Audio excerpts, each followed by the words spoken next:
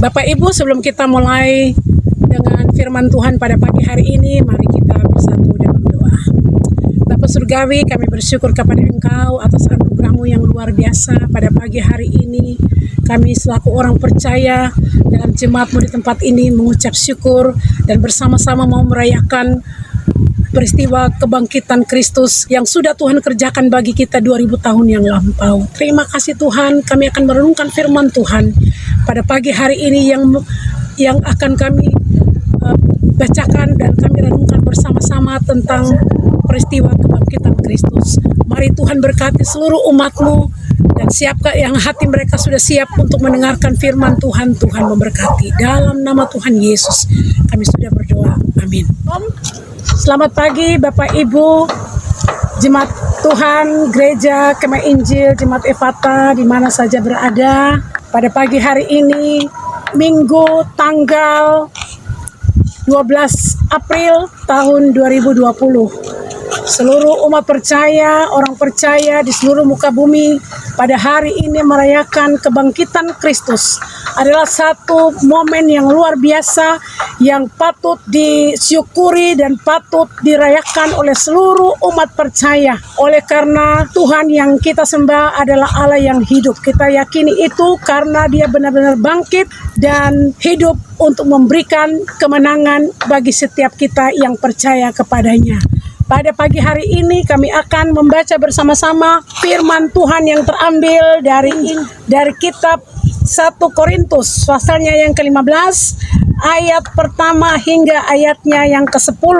Saya akan baca beberapa bagian firman Tuhan untuk kita bersama-sama, di mana ayat ini perikop pembacaan di sini mengatakan bahwa kebangkitan Kristus. Ayat 1 sampai 11 firman Tuhan berkata, "Dan sekarang saudara-saudara, aku mengingatkan kamu kepada Injil yang aku beritakan kepadamu dan yang kamu terima dan yang di dalamnya kamu teguh berdiri. Oleh Injil itu kamu diselamatkan asal kamu teguh berpegang padanya seperti yang telah kuberitakan kepadamu, kecuali kalau kamu telah sia-sia saja menjadi percaya. Sebab yang sangat penting telah kusampaikan kepada kamu, yaitu apa yang telah kuterima sendiri, ialah bahwa Kristus telah mati karena dosa-dosa kita sesuai dengan kitab suci, bahwa Ia telah dikuburkan dan bahwa Ia telah bangkit pada hari yang ketiga sesuai dengan kitab suci, bahwa Ia telah menampakkan diri kepada Kefas dan kemudian kepada ke-12 murid dan seterusnya." Jemaat Tuhan sekalian, firman Tuhan berkata pada ayatnya yang keempat bahwa Ia telah bangkit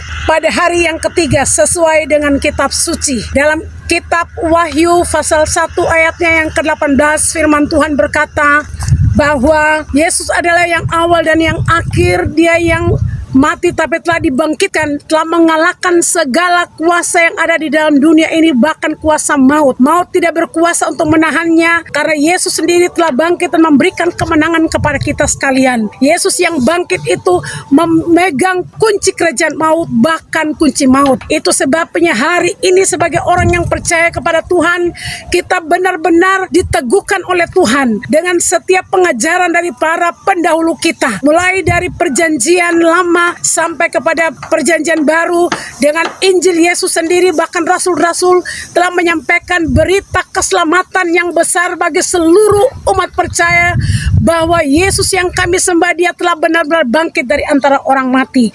Dalam Kisah Rasul pasal 2 ayatnya yang ke-24 firman Tuhan berkata bahwa tetapi Allah membangkitkan Dia atau Yesus dengan melepaskan Dia dari sengat maut, karena tidak mungkin Ia tetap berada dalam kuasa maut itu. Kenapa Tuhan bangkit dan tidak mungkin berada dalam kuasa maut? Oleh karena maut tidak berkuasa untuk menahannya. 3 hari Dia bergumul dalam maut, dan waktu Dia bangkit pada hari yang ketiga membuktikan bahwa Yesus berkuasa dari awal sampai pada akhirnya. Seluruh alam semesta ini dijadikan dengan kekuatan kuasa daripada Tuhan.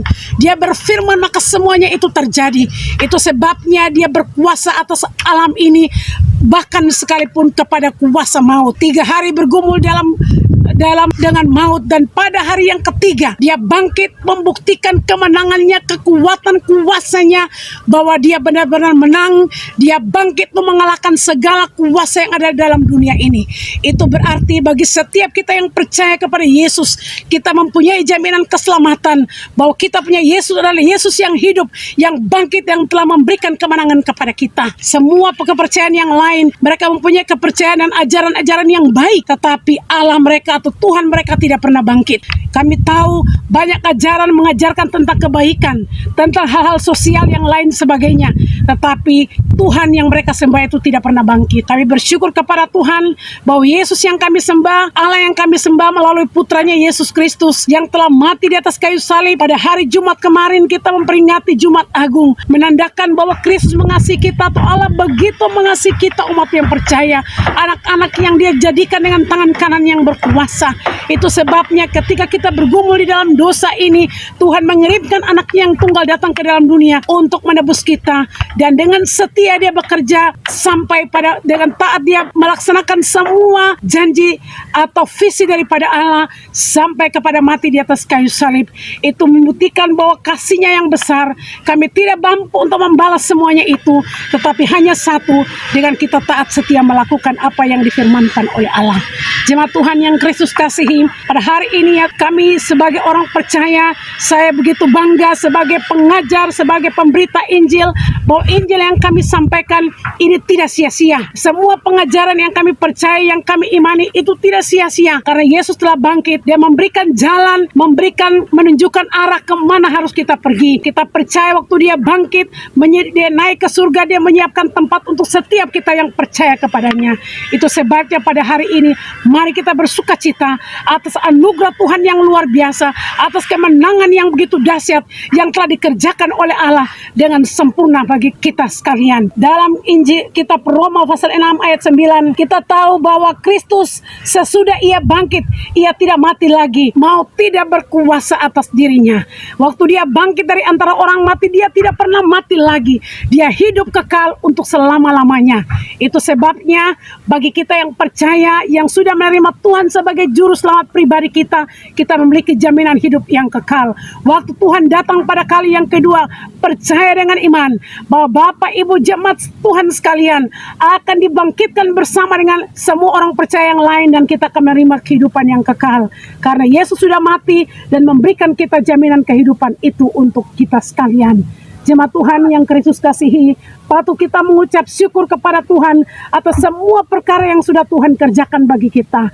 Apa yang sudah Tuhan ajarkan kepada kita, mari kita setia melakukannya. Kita taat dengan setia untuk mengerjakan keselamatan yang sudah Tuhan kerjakan. Kita pergi untuk beritakan Injil, amanat agung yang sudah Tuhan pesankan bagi kita. Mari kita pergi untuk beritakannya dengan giat bekerja selagi masih ada siang, selagi masih ada waktu dan kesempatan yang Tuhan anugerahkan kepada kita.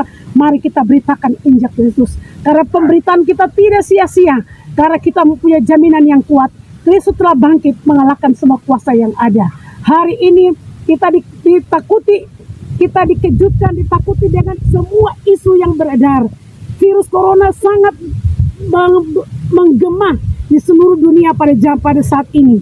Tetapi saya mau sampaikan kepada kita, bagi semua kita yang percaya, Yesus sudah mati di atas kayu salib. Dia sudah tanggung semua ketakutan kita, semua kelemahan kita, semuanya sudah Tuhan tanggung, dan Tuhan bilang sudah selesai. Itu sebabnya hari ini Dia bangkit dari antara orang mati, mengalahkan semua kuasa maut. Kalau hari ini orang takut, jangan kemana-mana oleh karena takut kepada virus corona. Saya mau sampaikan satu hal kepada Bapak Ibu jemaat Tuhan sekalian. Kita percaya dengan sungguh kepada Tuhan bahwa Yesus yang sudah bangkit dari antara orang mati, Dia telah mengalahkan semua kuasa maut yang ditakuti oleh semua orang di muka bumi ini. Tapi Kristus sudah menang.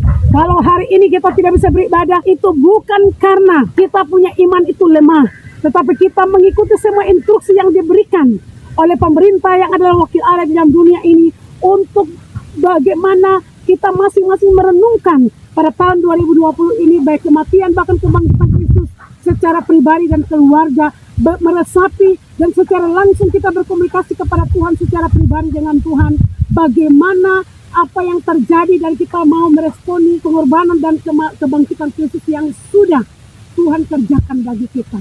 Hari ini kita lebih daripada seorang pemenang. Kenapa? Karena Kristus kita sudah menang.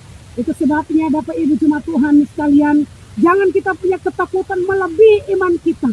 Mari kita punya pandangan, kita arahkan kepada Kristus yang sudah mati untuk kepentingan kita, dan dia sudah bangkit untuk mengalahkan semua kuasa-kuasa yang ada di dalam dunia ini.